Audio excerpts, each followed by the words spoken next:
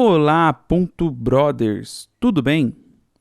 Bom, vamos continuar nosso curso PHP de verdade e hoje nós vamos falar um pouco sobre os generators, tá? Mas antes de começar a aula, eu queria deixar dois recados para vocês. O primeiro é para quem ainda não se inscreveu no canal, que se inscreva para poder estar recebendo o nosso conteúdo que nós atualizamos toda semana, tá? E o segundo é para você que ainda não adquiriu o nosso DVD de web design responsivo, que adquira, tá? Vai estar ajudando o nosso canal e também você vai estar recebendo um conteúdo muito importante para quem quer estar a par das tecnologias atuais. O link está aparecendo aqui na tela e também na descrição desse vídeo. Então, depois da vinheta de abertura, você já fica com a aula de hoje.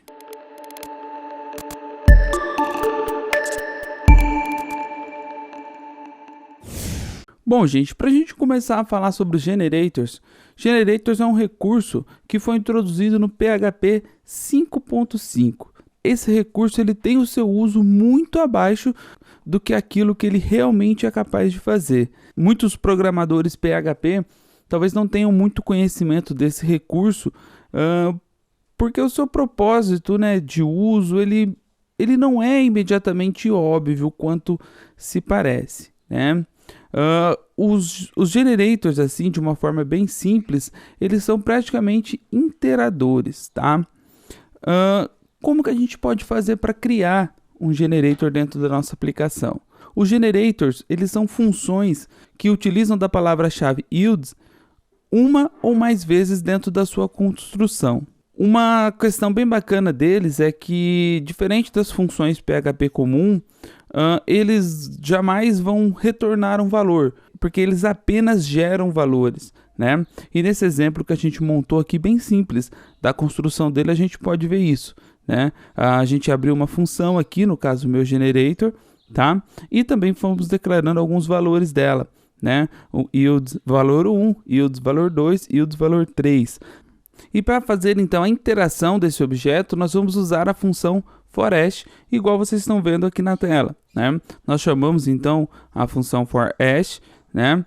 Chamamos o meu generator e damos um echo para que ele possa retornar os valores, né? A saída então dessa função, se vocês montarem ela, executar, seria essa saída aqui, tá? Valor 1, valor 2, valor 3, que eram os dados que estavam dentro do meu generator que nós criamos em uma página anterior, tá?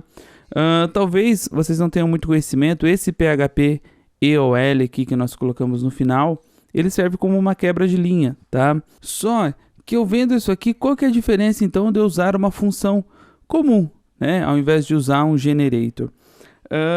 O generator, durante cada interação que ele for fazer, o PHP vai solicitar então uma instância desse generator, que calcule e forneça o valor da próxima interação que ele vai fazer com o sistema, tá?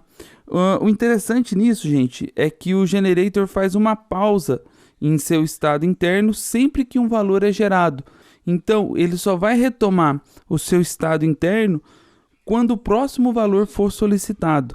E ele vai fazendo então essas pausas e retomadas até que ele chegue no valor final. Para a gente entender um pouco mais esse conceito, a gente vai usar aqui um pouco os generators dentro de uma função range, tá? O que são as funções range? São aquelas funções que criam aí uma matriz com vários números ou com determinadas sequências lógicas, né?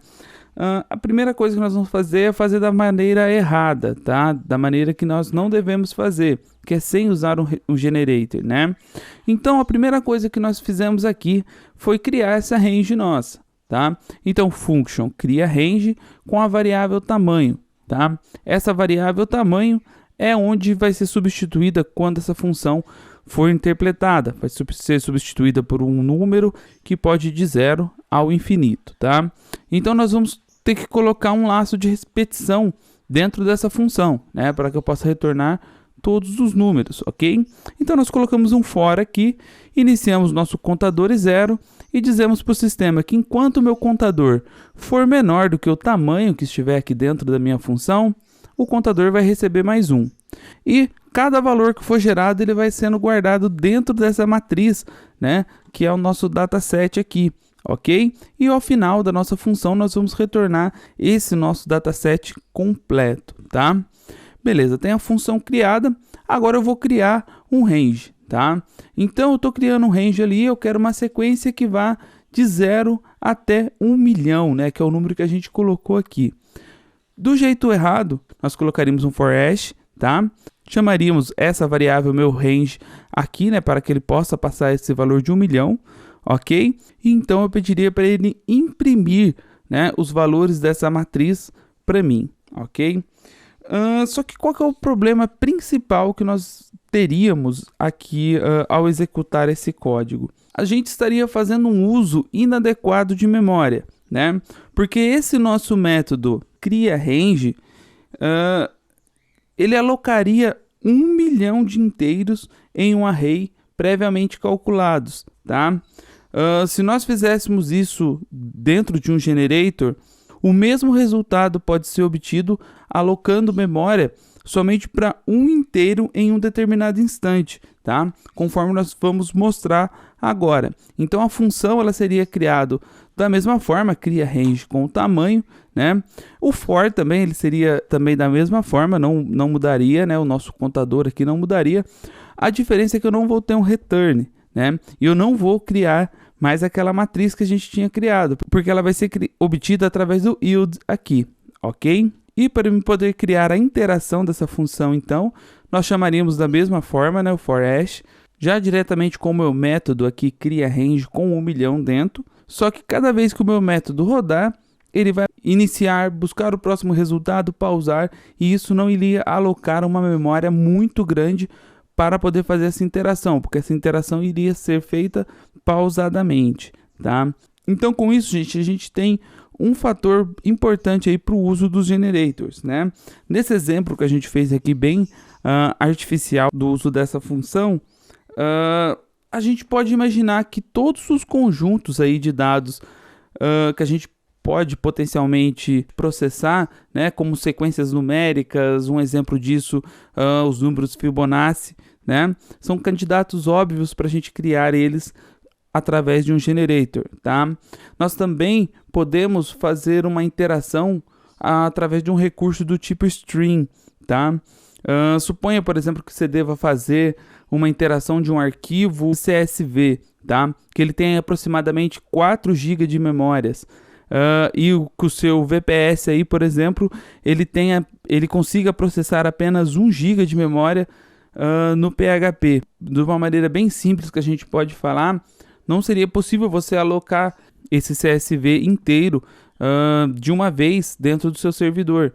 E através dos generators isso é possível, tá? Eu não vou me alongar, mostrar isso para vocês, porque é um assunto um pouco complexo da gente entender. Mas o que é importante da gente saber é que se a gente fosse fazer esse tipo de upload, a gente poderia ir alocando memória no nosso sistema linha por linha, né? Uma linha de cada vez, sem que o nosso sistema tenha que ler o arquivo inteiro para que ele possa ser jogado no servidor, tá? Outra coisa importante da gente saber sobre os generators é que eles são interadores somente para frente, tá? O que significa quando a gente fala que um interador ele é somente para frente?